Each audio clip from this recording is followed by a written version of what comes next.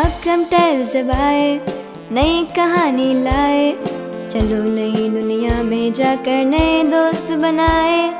अक्रम tell जब आए।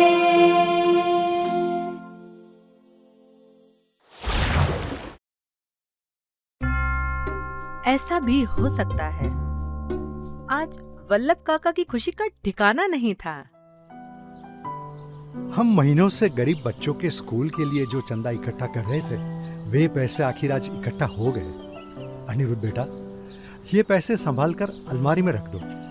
ठीक है काका। अनिरुद्ध ने वल्लभ काका को इस लोक कल्याण के काम में बहुत मदद की थी। अब अनिरुद्ध शादी करने के लिए दूसरे गांव जा रहा था और वही घर बसाने वाला था। चलिए काका, चलता हूँ। बेटा, मुझे तुम्हारी बहुत कमी महसूस होगी। कुछ महीनों के बाद स्कूल बनने का काम शुरू हुआ। उसके लिए कुछ पैसे देने थे। ये क्या?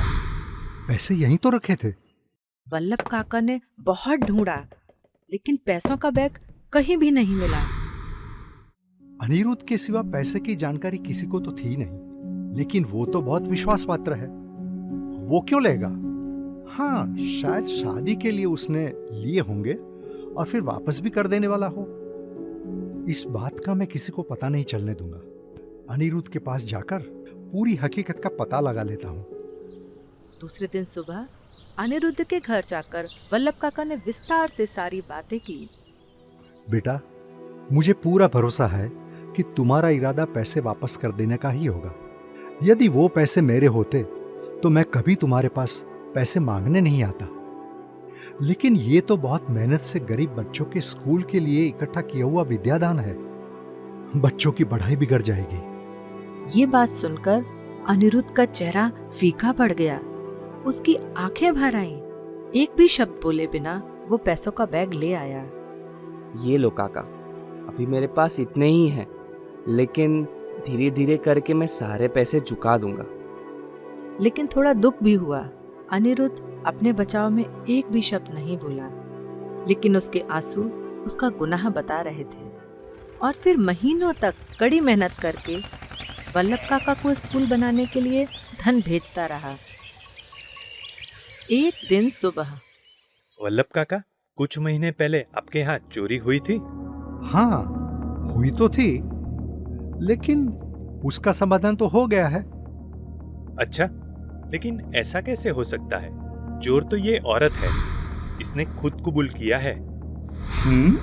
और इसके घर से ये पर्स भी मिला है। ये आप ही का है ना? हाँ हाँ, ये तो मेरा ही है। पर वो चोर ने तो मुझे काफी पैसे भी वापस कर दिए हैं। लेकिन गुनाह किए बिना किसी ने आपको पैसे क्यों चुकाए? ये नहीं पता इंस्पेक्टर साहब, लेकिन कल पता कर लूंगा। दूसरे दिन वल्लभ काका फिर से अनिरुद्ध के गांव गए। मुझे माफ कर दे बेटा, लेकिन तुमने मुझे कहा क्यों नहीं कि तुम निर्दोष हो? काका, मैं आपका दुख और चिंता देखकर हिल गया था। यदि मैं मदद करने की कोशिश करता तो मुझे गरीब समझकर आप मेरी मदद नहीं लेते। लेकिन काका, पढ़ाई के लिए चंदा देने का मौका मुझे छोड़ना नहीं था। वल्लभ काका गदगद हो गए। काका, सही कहूँ तो जब भी मैं आपके पैसे चुकाने के लिए कड़ी मेहनत करता था, तब मुझे छोटे छोटे बच्चों के चेहरे दिखाई देते थे और मेरी सारी थकान मिट जाती थी। तुम धन्य हो बेटा।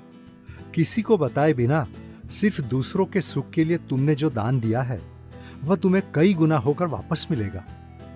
और वल्लभ काका का आशीर्वाद सच हुआ।